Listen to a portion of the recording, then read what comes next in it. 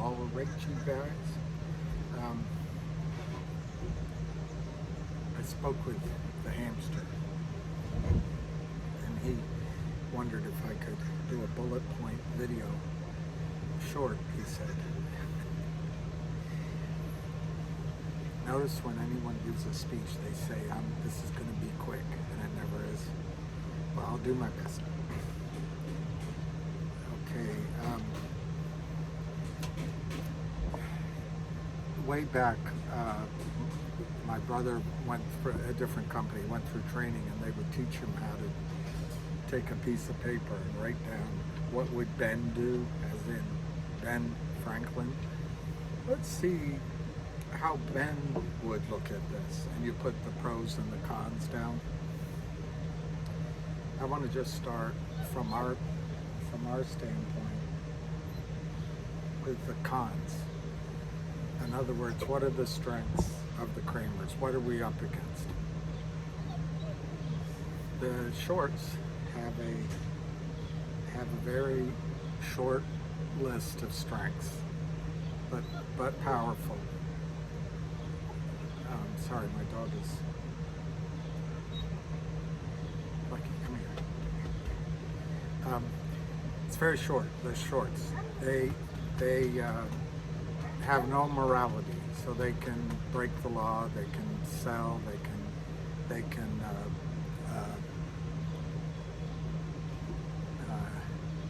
shift.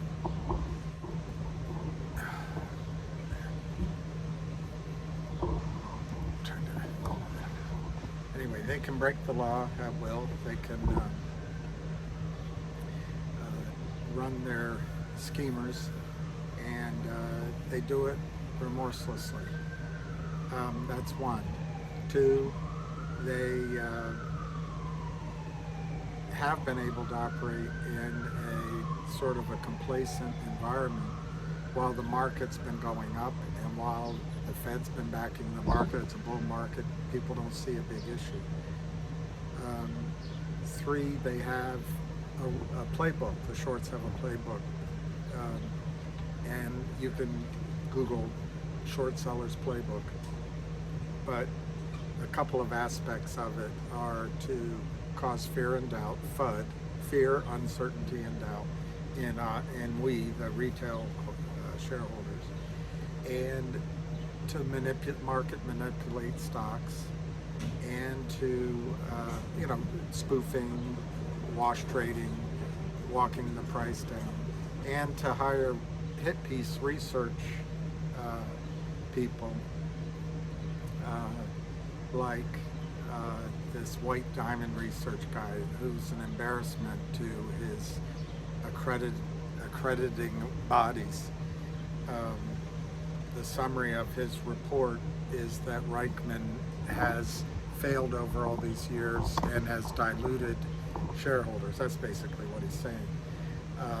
Well, a lot of that dilution comes, all of the dilution comes from the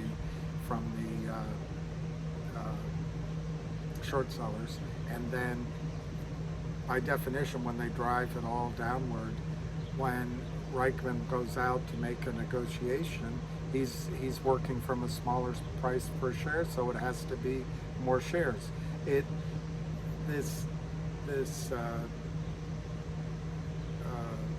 calls himself an analyst. I don't know what to call him, but he's blaming the company for what his paymasters are doing. He's getting paid, by the way, by the Kramers, in my opinion. Okay, so, and then the final thing they have is they can make us scared and get us to trade out. And those are their weapons. Now, what they have is a lot of trust among thieves that they've built up in the prime broker community. There's a story about Alliance Capital or Alliance Insurance. One of the guys was cooperating with the feds, so to speak, the government body. He said, in person. When these guys are behind their screens and they're behind their tickers and behind their nicknames, they've got the bravery of a small poodle. But when they have to stand face to face with the tiger, they start turning into a small poodle. So this guy gets up and he says to the regulatory people in the conference room, he says, I've got to go to the men's room. He gets up and never comes back. You're going to see a lot of that. You're going to see a lot of these bullies fold. Okay, so those are those on their side, the weapons they have. Their implementation, it's pretty simple. Sell, sell, sell, sell, sell, sell, sell. Okay, what do we have? We got a lot going for us. We have a lot going for us. Number one, life moves in quantum leaps. You can think about it in your own life. You're an intern you're at medical school for years and years and years, and all of a sudden you graduate and you're a doctor. You're working a shit job forever and ever and ever, and you get a promotion and you get hired away to your dream job. When it happens, it's all at once, but it's months and years of preparation. So there's been a lot going on getting ready for an all at once event. And so there's a lot that I think I'm going to try to bullet point it, the positives of why this GTII is ready to experience a short squeeze. This is not financial advice. This is me trying to give whatever insight I can from the bleachers. Okay, first thing is a macro change. For a long time, I'd say at least a decade, but it's probably more like, with the possible exception of the crash in 2008 and back in 2000, and I'm old enough to remember the crash in '87, I think it was. Each of these times might be exceptions, but in general this has been a big bull market, and so people don't see the problem with short selling. In fact, they see it as this cleansing agent that prevents big explosions to the upside that hurt retail. But it's changed over the last 6 months. I'm trying to think of the name. Anyway, one of the Tiger funds, the big Tiger fund, is down 60% since the beginning of the year. Another fund, I think it's Melvin Capital, is again on its last legs. And I heard that the NASDAQ is down $7 trillion approximately. These are enormous losses, enormous, and they're happening everywhere. Raja Rapaman, who had gone to jail, he had I'm trying to remember his fund, I can almost remember it. He was just on CNBC, and he gave I thought, a very good interview. He just got out of jail. Galleon fund that got in trouble for inside trading. Surprise, surprise. Trading on inside information. But he made the observation that when a fund is down 50 or 60%, the guys running it and women want to get paid, and to go on big money, to go from 50% down back just to break even, forget the high watermark, forget the catching up in performance, you got to have 100% move. That's geniuses don't have 100% moves in less than 7-10 years oftentimes. So they're not going to get paid. They want to get their 2%, 20%, part of the performance above, I think they call it a watermark, but anyway, performance above a certain level.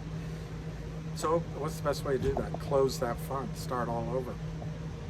So in his opinion, there's going to be funds that close, which is going to bring more selling in the market. So on a macro level, I think what we have going for us, number one, is that there's huge losses in the market. There's probably going to be more selling by these big institutions full of geniuses. And I'm going to suggest to you that this selling won't be over. Now, I'm not saying we couldn't have a huge rally first and then it comes down, but the selling won't be over until a big institution goes out of business.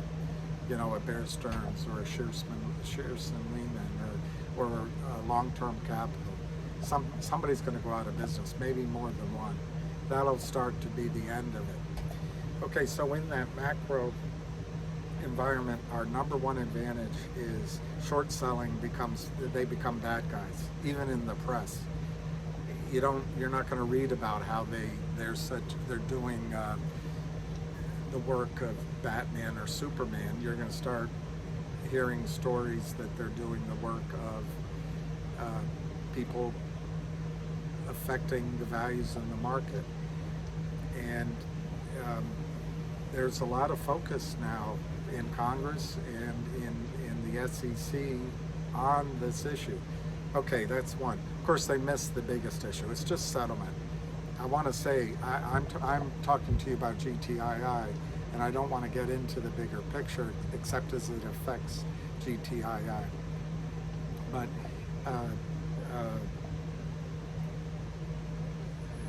this whole thing is about settlement. If they settled the trades, it'd be over. Okay, so let's see if I can bullet point. I think the biggest thing, and I guess that's number one, and unless I already said number one, but I think the biggest thing is that the hamster, along with others, have gotten regulatory bodies looking at this situation. And as far as I know, we have the DOJ, we have the SEC Enforcement Division, we may have the FBI looking at it. I've even heard, and I hope so, someone's talked to the IRS. We have reporters looking at it, which will not, a story's not going to change anything, except it gets the story around. We're starting to get an educated body of people with this problem, and they're not going to be able to bury it anymore. So when these FINRA and SEC start looking, they're not going to stop. And in terms of settlement, they're going to look at the tickets. The tickets don't go away. They're going to look at the sell tickets, and they're going to frog walk somebody. And once that happens once, everyone else is going to clean up. The other thing the Kramers have going for them is there's this complacency that everyone's sort of, like that Monty Python skit, is your wife a goer? Squire? Squire? A nod's as good as a wink. Say no more, Squire. A nod's as good as a wink. They all just wink at each other and they all go along because they're getting paid. Well, remember in the SEC and in the FINRA and even at some of these crappy hedge funds and better hedge funds, those are A students and there's lawyers, and yes, they'll go along right now, but as soon as FINRA comes in to the room full of market makers, FINRA is going to say, we want to see your books. That room full of desperate traders, they're going to stop trading GTII. They don't want anyone looking into, and that's an idea, that's an insight I received from Ham. So that same pattern of behavior that makes them an A student is going to make them go along with the rules, and they're going to turn on each other. So I think I'm going to start right there. Number one, the regulatory, the heat is on. Number one, the heat is on, and it's not going to stop until they catch somebody. And the Kramers are small pickings compared to the Citadels of the world, so they're easy to get. It's all there right in front of us.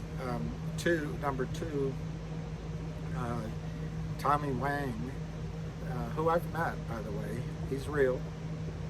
And by the way, I know the hamster. He's real and he's a good guy and he's honest as the day is long. He says he's not, but he's a good man. He's got a big heart. He said, "Oh, Bill, you should see me on the trading desk." Well, he's actually a good man and goes out of his way to help everyone. He's not greedy.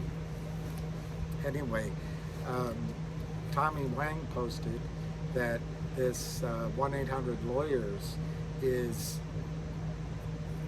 in the final stages, and profits this year are going to be huge. It's a big, big deal. And he says finger crossed that they close that soon. But all of a sudden you got a real revenue stream there. Tommy Wang also posted on Twitter. He and his team were reviewing the NASDAQ requirements, and GTII will blow those requirements away. So a NASDAQ uplisting may be coming.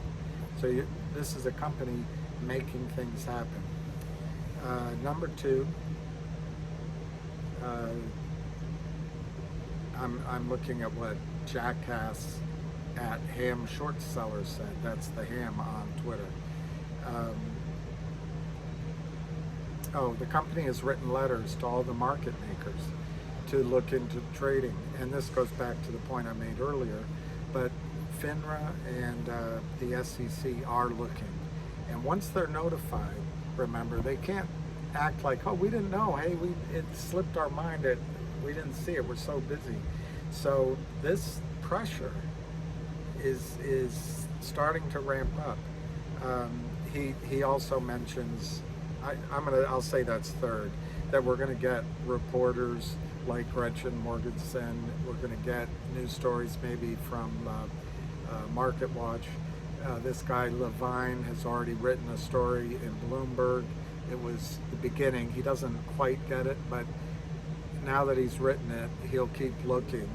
And so they're shining the light on the Kramers. Dr. Aziz, who's also a great guy, I've never met him, but I've spoken to him. He's a tremendous person. He's a surgeon, but what a gentleman. He posted that GTSM, which is one of the market makers, he found it online, and they did somebody did an analysis online of GTSM, and the summary was that they have been involved in fraudulent activity, and the person writing the review said, we strongly recommend that you avoid any association with GTSM. Well, guess what? The Kramers have no choice. They're down to the bottom of the barrel. Then the Ham Short Killer posted several points. Number one, follow the sell tickets. That's going to happen. So this is, I think, point 4, but I'm bullet pointing. Let's take the numbers off. There's the Kramers initially created a debenture, which they call Death Spiral, and now it's the nickname. And shares were sold against that bond. That bond's gone now. I'm not sure all the market makers know it, but now they do. Maybe. They're looking. The automatic systems that the prime brokers set up presume that there's a backstop of the Death Spiral note of an almost endless supply of shares that can cover the failed to delivers. But it's gone in this situation. So that's a huge thing. There was the phone call to the company by Mayo, which basically said, we're ready, Reiki, talk to the boys, we're ready to make a deal with you, and we'll buy newly issued shares from you for a bunch of cash, and we'll help solve your problem. You help solve our massive failure to deliver problem. We get the failure to delivers every day, and we've been following it. That's on, I think it's otcshort.com.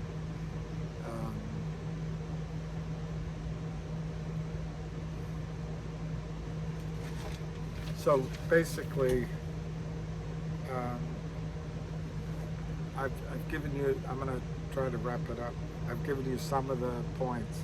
But one thing I want to say to you is, you think you're feeling sweat? You think you're nervous? The Kramers are. The Kramers have never seen anything like this before. Every time they do it, they've already murdered the companies. In my opinion, they've murdered companies well before they do these convertible notes. I think that they possibly have sold stock forever. In my judgment, the entire over-the-counter market is a death spiral convertible note without the note. There's been no enforcement. These lowlifes can just sell, and I wouldn't be surprised in the case of a company like GTII that the Kramers or somebody like them were selling for months, if not years, before they ever got in there, because they've got to make the company desperate. So in that context, I think the regulatory environment has changed on a macro level, but on a specific level here, because of HAM, because of a lot of the shareholders, regulatory bodies are looking into this. So this is going to be the easy fruit for regulatory bodies to clean up and put in the news that, hey, we took care of short selling. They don't have to go take care of Ken Griffin or Cohen or any of the endless others that do it on an enormous scale. They can take care of this one.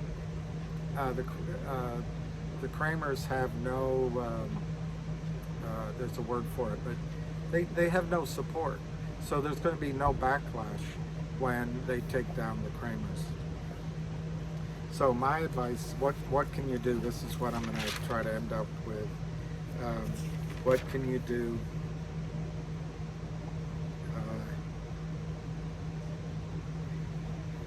Remember, it's all about settlement, and that's what Hamster is trying to get out there.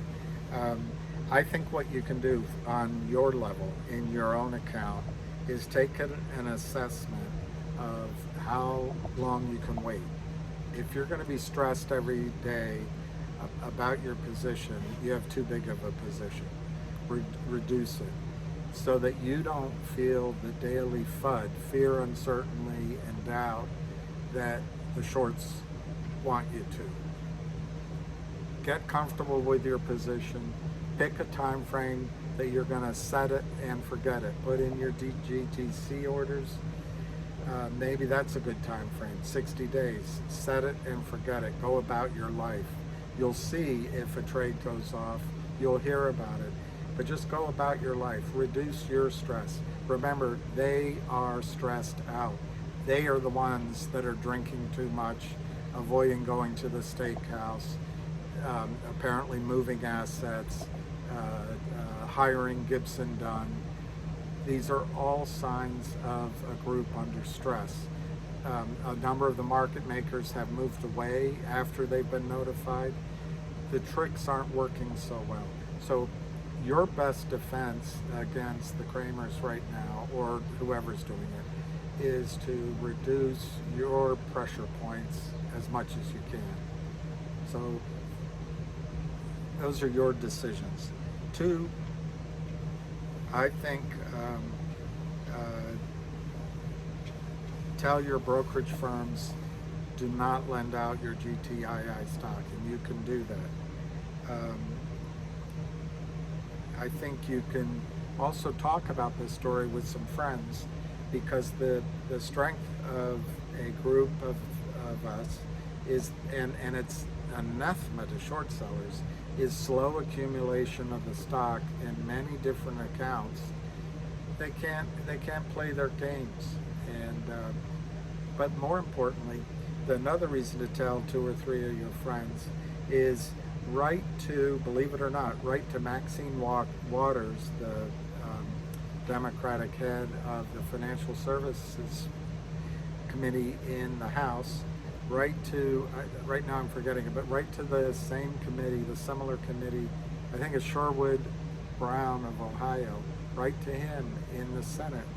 Write to Gensler. Gensler has been reported to be an aggressive regulator who wants to leave a legacy. Tell them the problem is settlement. It's abuse of reg show. Settle the trades. And by the way, tell them, put one person in jail, you know, use your own words, but if you threaten one of these white collar people with jail, it'll stop, or largely stop.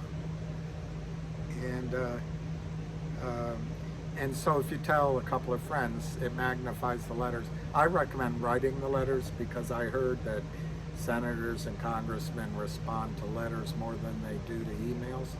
But Maxine Waters just did a report, or a committee did. So it's fresh on their minds, and everybody knows this problem's going on. So on a macro level, the short sellers are going to come under fire. I guarantee it. You're going to start seeing it. And on a micro level, we can do the best if we calm ourselves down by maybe reducing our position, or leaving it alone, or adding to it, but saying to ourselves, I am not going to worry about it day by day. I'm not going to look again and as a decision whether I should get out or hold until 30 days, 60 days, 90 days. Take your own pressure off. I do not recommend using stop loss orders. They'll come down and take your stock. You have to do it mentally. But don't worry about it day to day. Let them worry. Let them worry. And they are worrying. All right, let me just see if there's anything else I wanted to say.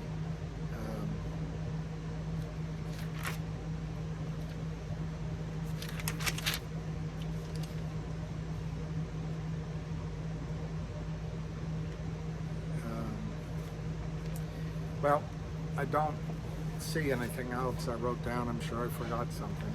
But this is a crime acting in slow motion in front of us. There is not another trade out there, whether you look at Redbox or the other one that went up that Levine talked about, or you're playing GME or AMC or any of the others. They all have many short sellers in it, and this is just one short seller. The trade is a stupid trade for a new person going short. So as much as Gibson Dunn wants us to believe that it's not their client doing it, it very well probably is their client or someone related to their client.